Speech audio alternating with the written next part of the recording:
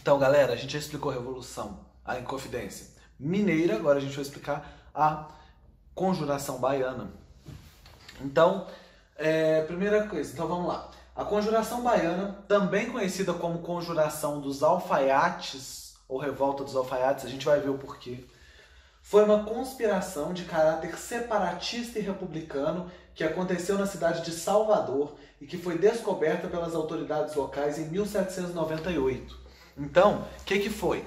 Conjuração Baiana foi um movimento separatista. Então, o que é o movimento separatista? Falei para você, o nativista não queria separar de Portugal. Eles queriam pedir algumas coisas. Os movimentos separatistas, como a Inconfidência Mineira e a Conjuração Baiana, eles queriam se separar de Portugal mesmo. E aí, qual que era o objetivo desse movimento, no caso da Conjuração Baiana? Separar de Portugal e fundar uma república na Bahia. Seria a República da Bahia e esse que era o objetivo deles, que seria livre de Portugal e teria ideais democráticos, de liberdade, igualdade e fraternidade. A gente vai ver isso também. Então, foi uma conspiração. Eles queriam se separar e criar uma república. Por isso foi separatistas, queriam se separar de Portugal, e republicano, porque eles queriam criar uma república. E, obviamente, em 1798, obviamente, como eu já falei, eles foram descobertos pelas autoridades. Obviamente não porque dava pra gente imaginar isso, mas obviamente porque eu já falei. Esse movimento foi resultado da insatisfação das elites locais com o domínio metropolitano. Também manifestou o descontentamento popular, sobretudo com a falta de alimentos. Cuidado! Por quê? Quando a gente fala que a elite estava descontente, vocês vão pensar, então é igual Minas Gerais. Em Minas Gerais a elite também estava descontente, e se a elite também está descontente, a elite vai atrás de buscar os seus direitos e a elite vai organizar o movimento. Não. No caso da Conjuração Baiana, é um movimento popular, é a própria população de camada mais baixa, de camada mais pobre, que vai buscar os seus direitos, buscar essa independência, e não tanto a elite, igual em Minas Gerais. Então, pode ser que pergunte uma prova, um Enem, alguma coisa que você vai fazer no futuro. Qual que é a diferença principal? A diferença principal é que a Inconfidência Mineira foi feita por quem? A Inconfidência Mineira foi feita majoritariamente, em maioria, não quer dizer que todos eram, em maioria pela elite de Minas. E a Conjuração Baiana foi feita em maioria pelas camadas mais populares. Então essa é uma das principais diferenças aí. Primeiro a gente vai entender o que estava acontecendo antes, para a gente entender como que chegou aí nesse ponto. Antecedentes. A Conjuração Baiana foi resultado da insatisfação das elites com o governo metropolitano, ou seja, as elites estavam insatisfeitas. Não quer dizer que elas encabeçaram a conjuração, tomar cuidado com isso, que prejudicava as atividades econômicas dessa classe. Além disso, na cidade de Salvador, no final do século XVIII, a fome era um problema que afetava a qualidade de vida de todos. A falta de alimentos fazia com que produtos disponíveis no mercado fossem vendidos a valores altíssimos. Certos itens, como a carne, estavam excluídos da mesa da população local. Todo esse problema de penúria, gente, aconteceu por quê? Salvador foi a primeira capital do Brasil, né, da colônia de Portugal. Então, dessa colônia de Portugal, teve como Salvador a primeira capital. Por que Salvador era a primeira capital? Porque ela era o polo econômico. A principal atividade econômica que dava mais lucro para Portugal aqui era a cana-de-açúcar. E ali no Nordeste é que era plantada a grande maioria desses canaviais e tudo, para eles poderem explorar essa cana-de-açúcar. E isso que dava dinheiro. A grande maioria dessas plantações estava no Nordeste. Então, fazia sentido deixar Salvador como capital. No governo do Marquês de Pombal, já estava acontecendo uma coisinha um pouco diferente. Na verdade, o que estava dando mais dinheiro no governo dele, quando ele estava no governo, né, era o ouro. Por quê? Como eu já falei na Revolução, na Inconfidência Mineira, o ouro, começaram a descobrir o ouro aqui, isso começou a dar muito mais lucro. E o açúcar, o preço do açúcar começou a diminuir, temos várias questões aí no meio que não vem ao caso neste momento, mas que são coisas que a gente estuda, mas a cana-de-açúcar começou a dar menos lucro do que o ouro dava. Então, se o maior lucro que Portugal tem, como eu já falei para vocês, Minas Gerais chegou a ser a região que Portugal mais gostava, falava, vamos ficar lá perto, porque lá tem muito lucro, é a capitania mais valiosa. Então, o Marquês de Pombal falou o seguinte: o ouro está dando muito mais lucro, eu vou mudar a capital de Salvador para o Rio de Janeiro, porque lá no Rio de Janeiro é próximo das regiões onde estão sendo explorados o ouro, inclusive o Rio. Tinham Petrópolis, por exemplo, cidades do Rio que faziam parte dessa rota do ouro, e de lá ele conseguia fiscalizar de pulso firme, mais de perto, todo aquele ouro que era tirado e que era a principal fonte de renda de Portugal naquele momento. Opa, vamos lá. Então, a população de Salvador ficou meio que abandonada. Os funcionários públicos ganhavam muito e tudo, todo aquele dinheiro injetado foi para o Rio de Janeiro, que é a nova capital, e a população se sentiu meio abandonada, a população de Salvador. E aí, com vários fatores acontecendo, foi se instaurando essa fome no local. A fome era um problema que afetava a qualidade de vida de todos, no final do século XVIII. O que aconteceu? Começou a faltar alimento, a não ter alimento. Como todo produto, o que acontece quando um produto está em falta? O que acontece com o preço dele? Ele não aumenta? Não é hoje em dia, por exemplo, lembra do álcool gel, lá no início da pandemia? O álcool em gel estava em falta, então os mercados ou os comércios que tinham o álcool, as farmácias, não estavam um preço muito alto. Por quê? Quando um produto está em falta, o preço dele sobe. Quando um produto tem demais, quantidade excessiva, o preço desce, porque assim as pessoas compram, né? Faz as pessoas comprarem. Obviamente, se está faltando produto, o preço vai subir. E aí essa falta de alimento fazia com que os produtos disponíveis no mercado fossem vendidos a valores altíssimos. Então os produtos que tinha ali eram vendidos a valores muito altos, que a população não tinha acesso. A carne, por exemplo, de jeito nenhum que eles conseguiriam comer carne. O povo mais simples, porque era algo muito caro. Essa situação havia contribuído para que diferentes rebeliões acontecessem em Salvador durante esse período. O historiador Boris Fausto, um dos maiores historiadores que a gente tem nesse país, né, gente, destaca um evento que ocorreu em 1797, quando escravos do general comandante de Salvador foram atacados por uma multidão de famintos e tiveram a carga de carne que levaram totalmente roubada. Então olha o nível.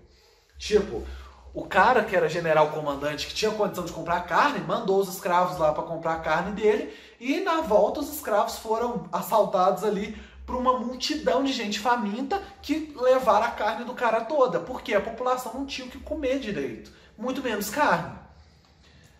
Então, esses escravos foram atacados, né? E a galera, para quê? Para a galera levar, pela galera que estava com fome, para eles levarem aquela carga de carne. A Conjuração Baiana, assim como a Inconfidência Mineira, também teve inspiração nos ideais iluministas. Como eu falei para vocês, a Revolução Francesa teve inspiração. E quais são os ideais iluministas? Liberdade, igualdade e fraternidade. Liberté, iguauté e fraternité. Eu não vou arriscar no francês, não. Que eram propagados naquele período. Durante o processo de investigação desse movimento pelas autoridades, foram encontradas obras de autores iluministas em posse dos principais envolvidos. Além disso, devido ao seu caráter popular, a Conjuração Baiana claramente inspirou-se em eventos como a Revolução Francesa e a Revolução Haitiana. Ou seja, eles se inspiraram nos ideais iluministas, liberdade, igualdade e fraternidade. Eles viram que lá na França, o povo, a população, os que representavam a classe mais baixa da população, né, os jacobinos, conseguiram tomar o poder naquele período do terror jacobino, e com essa revolução, com esses ideais, e eles levavam isso como uma inspiração para o movimento deles. E aí, além disso, tinha acontecido ali, deixa eu ver se tem um ano aqui, acho que 1774, 94, vamos ver, basicamente, se eu não me engano foi 94, foi, 1794. Tinha ocorrido um movimento no Haiti que é um país da América Central aqui, e nesse país tinha acontecido esse movimento de escravos e ex-escravos que fizeram uma rebelião lá para conseguir a independência do Haiti. E aí o povo da Bahia falava, olha, liberdade, igualdade e fraternidade, olha o que aconteceu lá no Haiti, a gente vai tentar aqui igual. Conforme mencionado, a falta de alimentos e a inspiração dos ideais iluministas motivaram a população de Salvador a rebelar-se contra as autoridades metropolitanas, contra os portugueses. Diferente da Inconfidência Mineira, esse movimento teve grande adesão de grupos de camada popular, sobretudo de negros livres que atuavam como alfaiates, soldados e meeiros. É isso que eu falei com vocês. A mineira foi em grande parte elite, a baiana foi o povão, alfaiates, ex-escravos, o povo realmente, gente como a gente. O movimento também contou com membros da elite local, como Cipriano Barata, um destacado revolucionário que atuou em diferentes movimentos da época. Essa elite local, principalmente por causa dos acontecimentos que transcorreram em São Domingos, atual Haiti, temia muito o surgimento de rebeliões realizadas por negros. Assim, essa classe defendia em geral seus interesses econômicos e de classe em detrimento dos interesses do povo. O que quer dizer? Essa galera, esses grandes proprietários, estavam morrendo de medo. Porque pensa que eles falaram assim, opa, se vier alguém aqui pra cima de mim não, se vier alguém aqui pra cima de mim, eu, proprietário de terra, e fizer que nem lá no Haiti, eu tô lascado. Você junta uns escravos, ex-escravos, pra vir pra cima de mim, eu tô lascado. Então, eles não defendiam o direito do povo, eles defendiam o interesse deles, a elite, né? Eles tinham muito medo de rebeliões de negros, assim como aconteceu no Haiti. Os conspiradores passaram então a reunir-se, as pessoas que estavam conspirando contra o governo, começaram a se reunir e a produzir aí vários panfletos, né? Vários desses panfletos, vocês sabem o que são panfletos, né, gente? Não precisa explicar, são folhetos assim, de propaganda. E conhecidos à época como pasquins. Esses folhetos foram espalhados por diferentes pontos da cidade de Salvador e eles incitavam a população a rebelar-se contra o domínio metropolitano. Ou seja, esses folhetos faziam propaganda da conjuração ali da Revolução e eles espalharam por vários lugares de Salvador esses folhetos. Deixa eu ver se tem a frase aqui. Basicamente, não está aqui, mas esses folhetos, eles diziam, tipo assim, animai-vos, não especificamente com, posso errar uma palavra, não especificamente com essas palavras. Animai-vos, povo baiano, a vossa liberdade está próxima. Para quê? Para a galera se inflamar e entrar na pilha ali contra Portugal. E eles espalhavam aqueles folhetos com aquelas propagandas. Aí, entre as causas, quais eram as causas que essas pessoas que estavam nessa conspiração aí contra Portugal defendiam? O que eles defendiam? Eles defendiam a proclamação de uma república baianense, numa república na Bahia, o fim do trabalho escravo. Lembre-se que em Minas eles estavam um pouco se lixando, uns eram a favor, outros eram contra, eles não preocupavam com isso. Agora não, como é um movimento popular, eles queriam o fim do trabalho escravo. E a implantação do livre comércio. Lembra da questão do monopólio que eu falei na revolta nativista? Uma empresa só poder vender ali na região, poder comprar na região, a empresa que Portugal escolhia. Eles queriam o fim disso, eles queriam abrir para mais empresas, eles queriam acabar com a escravidão e separar a Bahia de Portugal e fundar uma república baianense. A divulgação dos folhetos pela cidade de Salvador, no entanto, alertou as autoridades locais a respeito da conspiração que estava sendo realizada. É lógico, né, gente? Você vai fazer um folheto da conspiração sua para fazer propaganda, é lógico que isso vai chegar no ouvido das autoridades, do rei, do governador, enfim. Assim, o governador da Bahia, Dom Fernando José de Portugal e Castro, ordenou que investigações fossem conduzidas para encontrar e aprisionar quem foi responsável pela divulgação dos folhetos. Então, dos cartazes que foram colados ali, alguns falam que que o governador mandou até fazer uma análise da caligrafia, pensem bem, da caligrafia, da letra de quem fez esses folhetos para descobrir quem que era, até chegar no cara. As investigações levaram à prisão de 47 pessoas, das quais 3 foram decapitadas, cortaram a cabeça, e tiveram seus corpos esquartejados, assim como foi o Tiradentes aqui na Revolução, Inconfidência Mineira. 3 dessas pessoas, só que aqui foi só o Tiradentes, porque os outros conseguiram perdão. Lá não, 3 das pessoas foram, afinal lá eram pessoas que não tinham tanto dinheiro, né? 3 dessas pessoas foram decapitadas, cortaram a cabeça, esquartejaram o corpo e espalharam por Salvador os pedaços do corpo. Para quê? Assim como na Mineira. Porque eles colocam aquilo ali e aí falam, olha aqui, ó, você que está a fim de se revoltar contra Portugal, dá uma olhada aqui o que é que acontece com quem se revolta contra mim, contra eu, rei de Portugal. Contra mim, né? Então, a população já falava, opa, eu não quero parar nessa aí não. Eu não vou me revoltar contra o rei de Portugal, não. A população não era boba nem nada, né, gente? E aí, isso servia de exemplo. Esse corpo ficou pendurado lá durante uns 5 dias, um cheiro horrível em Salvador, porque o corpo vai entrando em decomposição, uma quantidade de urubu, até a Santa Casa de Misericórdia ir lá e tirar. Então, 3 foram decapitados, tiveram os corpos esquartejados e as partes foram colocadas em exposição em diferentes pontos de Salvador, enquanto alguns dos prisioneiros foram libertados tempos depois, outros foram condenados ao degredo, ser expulso, geralmente expulso para um país da África, e enviados para o continente africano. Portanto, a Conjuração Baiana, assim como a Inconfidência Mineira, não conseguiu superar a fase conspiratória. Então, a Conjuração Baiana não passou dessa fase conspiratória, não passou de conspiração. O que é uma fase conspiratória? É aquela fase de planejamento, conspirar contra um governo, planejar uma revolução, um levante contra um governo, planejar o fim de alguém, conspirar contra alguém, coisas do tipo. Então, a Revolução Baiana, Conjuração Baiana, por causa de toda aquela propaganda, acabou sendo descoberta pelos líderes da época, e aí ela não passou de um movimento conspiratório, de um movimento obviamente com toda aquela propaganda foi facilmente descoberto, de um movimento que era de massas, objetivava a libertação da região da Bahia de Portugal e acabou que ficou só nos objetivos mesmo, não conseguiram colocar isso na prática porque as autoridades descobriram e mataram os principais líderes.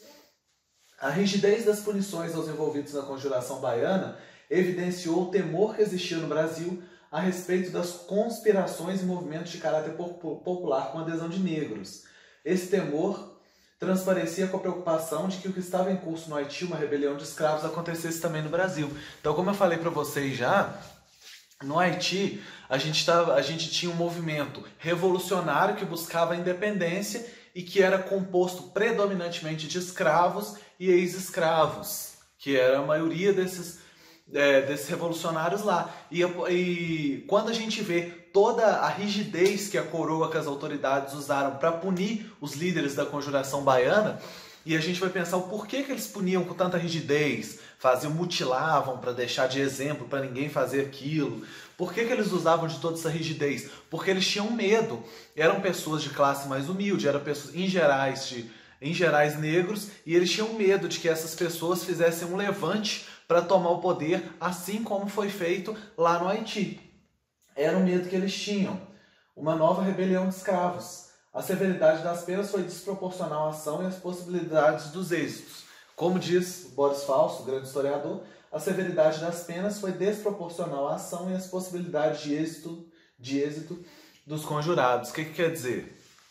Quer dizer que, obviamente, eles tentaram fazer alguma coisa, nem conseguiram e foram punidos com uma pena absurda. Eles foram decapitados e esquartejados. É uma coisa absurda se você for olhar o que eles fizeram. Eles fizeram o quê? Eles conspiraram contra o governo, mas não chegaram nem a fazer nada contra o governo.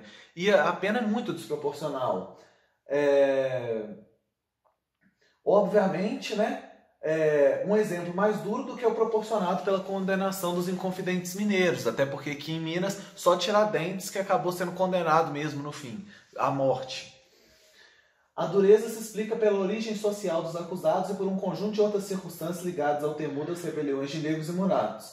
A insurreição de escravos, iniciada em São Domingos, colônia francesa das Antilhas em 1791, estava em pleno curso e só iria terminar em 1801 com a criação do Haiti como estado dependente. Por sua vez, a Bahia era uma região onde os motins de negros iam se tornando frequentes. Essa situação preocupava tanto a coroa como a elite colonial. Então, tanto a coroa, tanto os portugueses, coroa, o rei de Portugal, quanto a elite que morava aqui na colônia, a elite colonial, se preocupava muito com essa questão de um possível levante de escravos, assim como possivelmente como aconteceu no Haiti.